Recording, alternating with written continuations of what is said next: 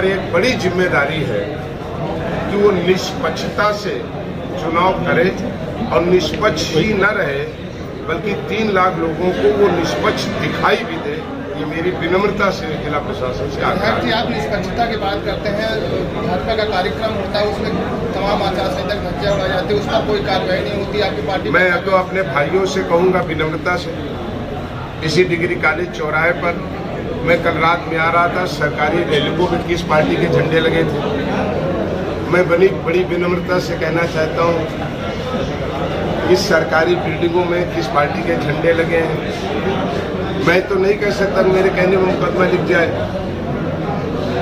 लेकिन मैं ये जरूर कहूँगा कि जब 2 चीजें दिखाई देंगी तो जनता को अविश्वास होता है, और डेमोक्रेसी में, लोकतंत्र में जनता को सच दिखाई दे, ये बहुत जरूरी है। और पुनः मैं अपनी बात को दोहराते हुए कहता हूँ, ये मेरा सौभाग्य भी हो सकता है, ये मेरा दुर्भाग्य भी हो सकता है, लेकिन मैंने इसे सदा जनता के चरणों का आशीर्वाद माना हूँ। मनोज पांडे की पहचान विकास के लिए, मनोज पांडे की पहचान सम्मान और अधिकार के लिए, मनोज पांडे की पहचान संघर्षों के लिए।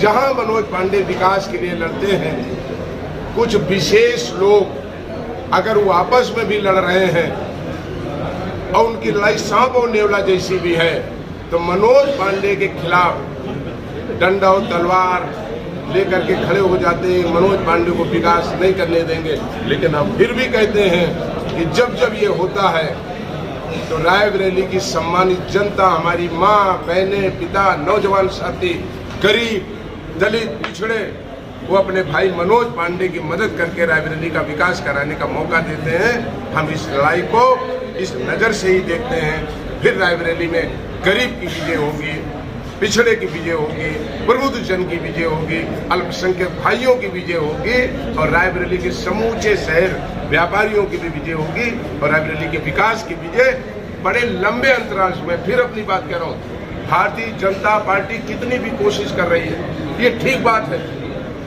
कि भारतीय जनता पार्टी ने बहुत ताकत लगा रखी है, लेकिन समाजवादी पार्टी को छू नहीं पा रही है। और किसी पार्टी का बाकी इस नगर पालिका के चुनाव में कोई अस्तित्व नहीं है।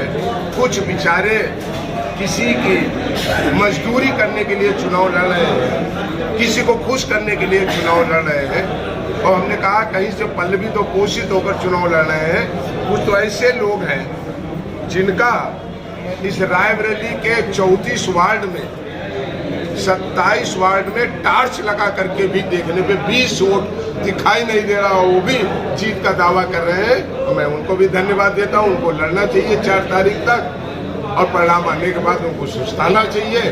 वो सुस्ताएंगे, फिर 24 में आएंगे। बहुत बहुत धन्यवाद।